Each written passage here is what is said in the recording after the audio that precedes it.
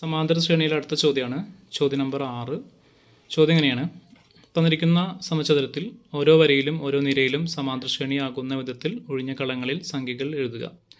ഇവിടെ കളർ ചെയ്തിരിക്കുന്ന സംഖ്യകൾ മാത്രമേ തന്നിട്ടുള്ളൂ. 1, 4, 7, 28. നമുക്കിവിടെ 1 ആദ്യപദമായിട്ടും 4 നാലാമതായിട്ട് എടുക്കുകയാണെങ്കിലാണ് നമുക്ക് ശ്രേണി ഇവിടെ പൂർത്തീകരിക്കാൻ സാധിക്കുക. അപ്പോൾ നമുക്ക് പൊതുവ്യത്യാസം അറിയണം. പൊതുവ്യത്യാസം അറിയണമെങ്കിൽ നമുക്കറിയാം D സമം എന്താണ്? പദവ്യത്യാസം ബൈ സ്ഥാനവ്യത്യാസം. 4 - 1 ബൈ 4 - 1 സമം 1 എന്ന് വരിക. അപ്പോൾ പൊതുവ്യത്യാസത്തോടെ 1 കിട്ടി. ഒന്നുകൂടെ കൂട്ടി എഴുതി കഴിഞ്ഞാൽ ഒന്നിനോട് 1 കൂട്ടി ചേർത്ത് 2, 2 + 1 3, 3 + 1 4.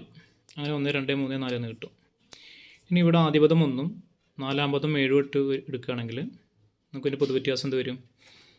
7 - 1 ബൈ 4 - 1 പദവ്യത്യാസം ബൈ സ്ഥാനവ്യത്യാസം 6/3 2 എന്ന് കിട്ടും.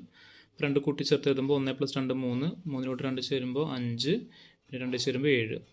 ഓക്കെ, അവിടെയും ശ്രേണി ആയിട്ട് എഴുതാൻ സാധിച്ചു. ഇനി അടുത്തത് ഇവിടെ ഇങ്ങനെ നാലാം പദം 28ഉം ആദ്യപദം 4 ആയിട്ട് പരിഗണിക്കുകയാണെങ്കിൽ D എന്ത് വരും? 28 - 4 ബൈ 4 - 1 അപ്പോൾ 24/3 8 എന്ന് വരും.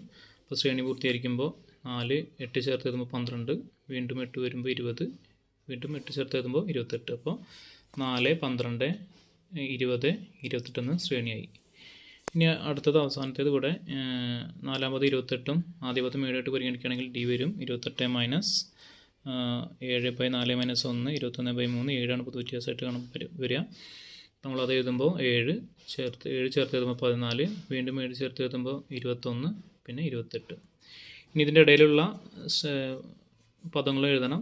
അത് ചെയ്ത പോലെ തന്നെ 14 നാലാം പദവും 2 ആദ്യപദമായിട്ട് പൊതുവ്യത്യാസം കണ്ടെത്തുക. ഇവിടെ ഫില്ല് ചെയ്യുക. അതുപോലെ അടുത്തത് നിങ്ങൾ ഫില്ല് ചെയ്യുക.